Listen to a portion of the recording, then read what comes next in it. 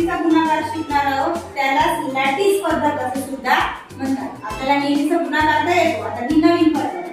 गणित काय? प्राणी संग्रहालयात पाहायला जाताना प्रत्येक मुलांकडून बससाठी 12 रुपये घ्यायचे आहेत. एकूण 25 मुले जाणार असतील तर किती रुपये गोळा होतील? काय करावं लागेल आपल्याला या गणितामध्ये? गुणाकार करावा. बरोबर, काय करावं लागेल? गुणाकार करावा लागेल. आता नेहमीचा गुणाकार तर तुम्हाला माहिती आहे, 25 गुणिले 12 या पद्धतीचा आपण गुणाकार करत असतो. पण आज आपण चौकट पद्धतीचा गुणाकार करणार आहोत. मी यामध्ये काय करावं लागणार? आपल्याला गुणाकार कसा करायचा आहे?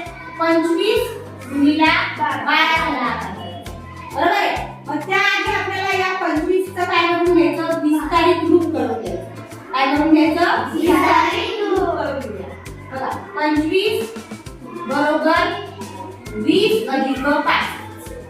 बरोबर आहे? 12 चं काय येईल? 10 अधिक 2. बरोबर आहे?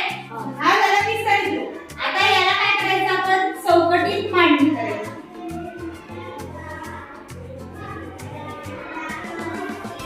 20 लिहायचे.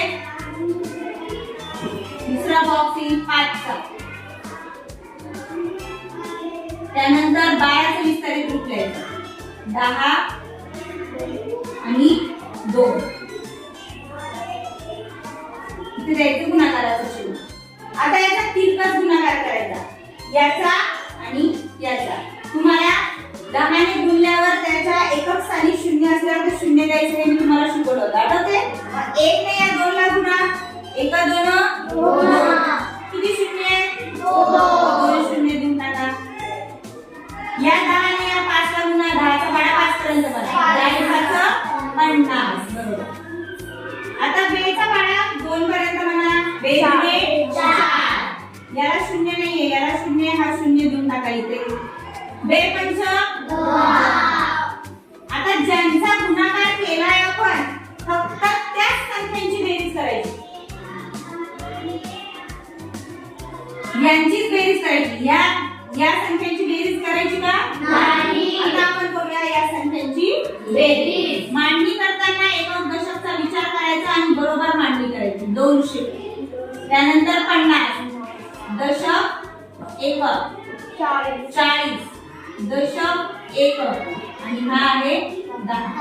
आता करूया आपण याची बेरीज. 0 0 0 0. 0 5 5 5 4 9 9 ने 10 10शी 0. चला 1 2 ने 3. किती उत्तर आलं? 300. म्हणजे प्राणी संग्रहालय पाहण्यासाठी त्यांना एकूण 300 रुपये गोळा होतील. किती विद्यार्थ्यांचे? 12 रुपयाप्रमाणे 25 मुलांचे 300 रुपये जमा होतील.